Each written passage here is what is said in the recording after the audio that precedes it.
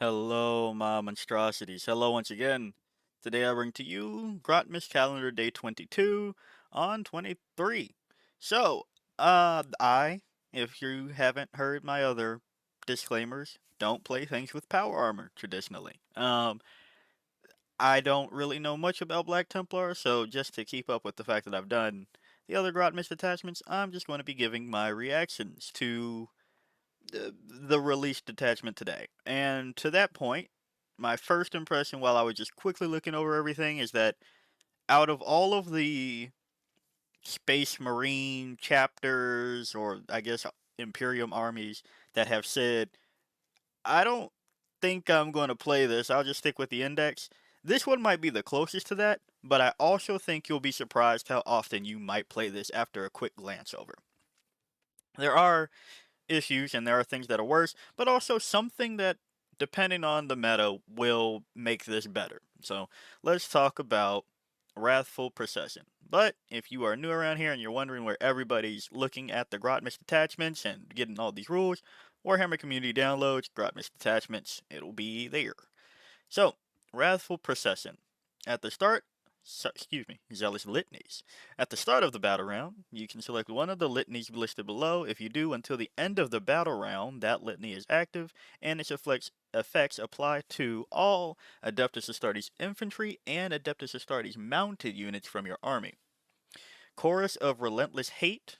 Add 2 to the move characteristic of models in this unit, and 1 to the advance rules made for it. Rite of Perfervid Wrath? Alright, cool. Add 1 to the strength characteristic of melee weapons equipped by models in this unit. Chant of Deathless Devotion. Models in this unit have a 5-up invuln save against ranged attacks. You can include Black Templar units, but not from any other chapters. Apologies, my glasses were doing a thing there for a second, so reading got tough, but it's okay, we made it. So, the detachment rule, not gonna lie, I had to open up Righteous Crusaders to remember what the hell the actual detachment rule is. Yeah, I can understand why, first off, you go, I'm just going to stick with Righteous Crusaders. I get to do the thing, like all the things. However, this does give you much more flexibility for your overall game plan. This locks you into sustained or lethals, and as a Tyrannus player, I can tell you the invasion fleet situation, getting to sustains and lethals, not that bad. So I can understand how it's hard to depart from that. So unfortunately, I think that nothing will come close to that. The same way that I've given that disclaimer for Death Guard, for us Tyranid players, where I'm like, yeah, nobody's gonna. It's going to be hard to compare to such a broad rule. Thousand Suns as well. Like, don't get me wrong, they don't have to make the other detachments, like Hexwarp Thrallband bad, but when you have the options for things of sustained, lethals, 4-up invuln versus psychic, nobody's taking that. What am I talking about? But a feel no pain army wide and leadership, it's hard to stack up. However, they did make an okay attempt. It's not too bad of an attempt, but it is an okay attempt, and this one is pretty much telling you you probably want to start focusing on the movement aspect of Black Templars. They included mounted, which was interesting. But until you get into close range, you have some protection for that. You have a way to get there a little bit faster, and then something for once you're finally there. So, it's a good attempt. Enhancements, Pyrobrand, 25 points. Models in the Bearer's unit have the stealth ability. Cool. Nice for 25. Sacred Rage, 30 points. Adeptus Astartes model only. Once per battle, at the start of the fight phase, the bearer can use this enhancement. If it does, until the end of the phase, models in the bearer's unit have fight first. For 30 points, that is good. Terramon Censor, 15 points. At the start of the fight phase, each enemy unit within engagement range of the bearer's unit must take a battle shock test. When doing so, subtract 1 from the result. Also, not that bad.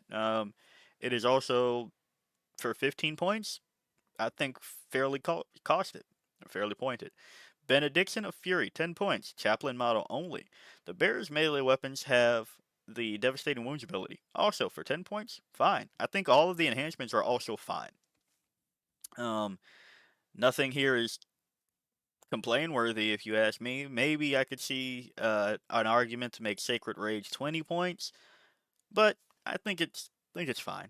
I'm just not a fan of a lot of the enhancements that are 30 points where they don't feel once per battle like change the tide of battle 30 point, you know.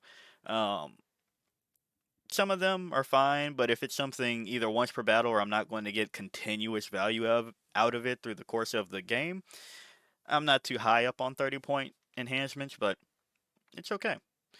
Then we go to the stratagems, fueled by faith. Almost said by wrath.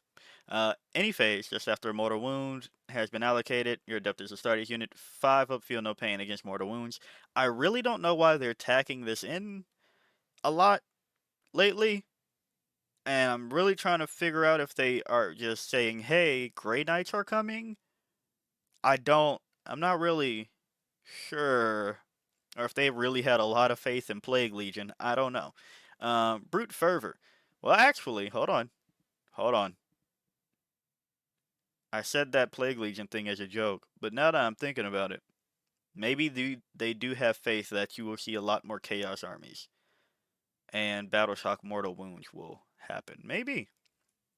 Ah, to that point, I wasn't even thinking of that. Maybe we do end up seeing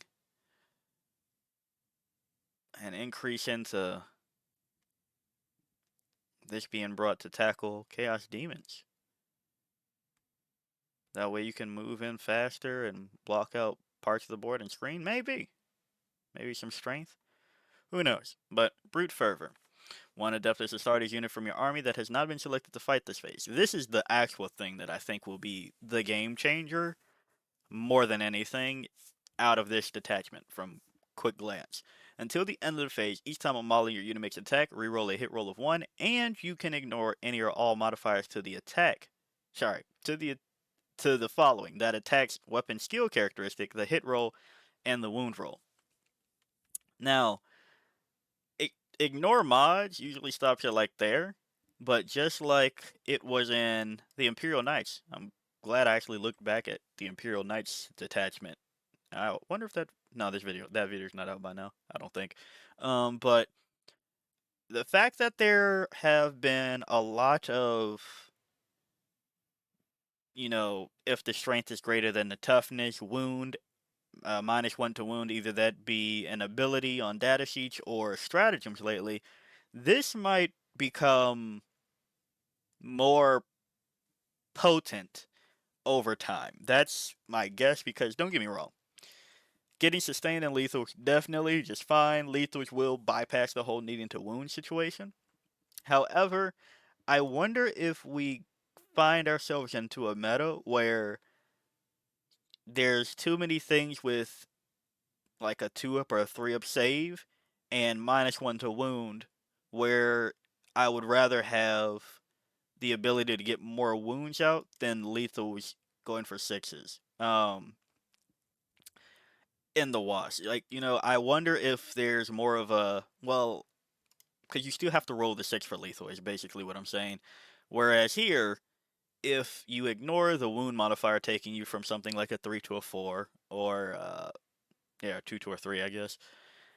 If you ignore the wound roll modification, I wonder if we see that happen more so that you can roll more 3s and 2s versus hoping for 6s within the rolls, just for that wound to go through. So that's not to say that this is guaranteed the direction, but if that is what happens with the meta, I can see it being more favored. Armor of Contempt is Armor of Contempt. Good.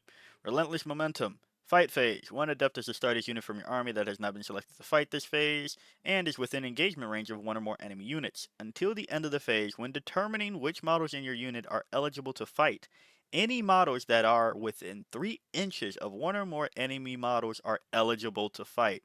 When resolving those attacks, such models can target one of those enemy units that is within 3 inches of them and within engagement range of their unit. This is also really good. Um, Especially if you go for mounted, it's kind of hard to pile in enough of your stuff to get to combat. So I'm assuming this is more so for that rider situation for the Black Templars, but this is just good to have overall. We'll have to see once again, but relentless momentum, really good. Castigate the Demagogues. Fight phase. One Adeptus studies unit from your army that has not been selected to fight this phase. Until the end of the phase, melee weapons equipped by models in your unit have the precision ability.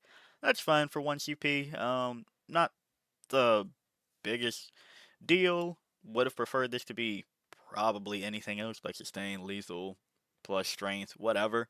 And I think that this is where it actually feels quote unquote wasted. But they are also pushing towards characters buffing units. So I think they do clearly have some of their older intentions in mind with this detachment, where it's, yeah, we've put some mortal wounds into the game. Let's give people a way to deal with that. We've put -1 to wound in the game. Let's deal with that. And we're trying to shift towards characters having an impact. Let's give them a way to deal with that. This is a very anti-meta, I guess. Depends on the meta way to play. And it also feels like a bit of safeguarding. I feel like this is a detachment that GW will go, hey, um, we accidentally let a lot of people have mortal wounds and characters that actually buff the unit pretty decently. So much so that some of them, or even to this combination, some of them have -1 to wound when being led by a character. So here's two ways to deal with it. Good luck.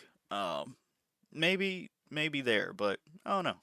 Voice of Devotion. Your command phase. When Adeptus Astartes infantry or Adeptus Astartes mounted unit from your army. Select the chorus of Relentless Hate, Rite of Perfervid Wrath, or Chant of Deathless Devotion, Litany. Until the end of the battle round, that litany is active for your army instead of any other litany that is active for your army. I would have liked if it also had the Righteous Crusaders one where it is in addition to. That would be nice. But I can see the hesitation for 1 CP getting +2 move and 1 advance as well as strength. That'd be just spammed a bit. Um, but I don't know. I think that again that's a little bit too safe for my taste, but it is pretty much how Synaptic Nexus runs as well. You get to choose an additional one, and you get to choose one of these per round. However, I wonder if this is a buff that they'll look into for Synaptic Nexus after getting hit with the Armor of Contempt nerf, where they might say that you can still reuse it, right? Like they don't lock you out of it like they do in, well, Wrathful Procession does not lock you out of using the same battle effect again.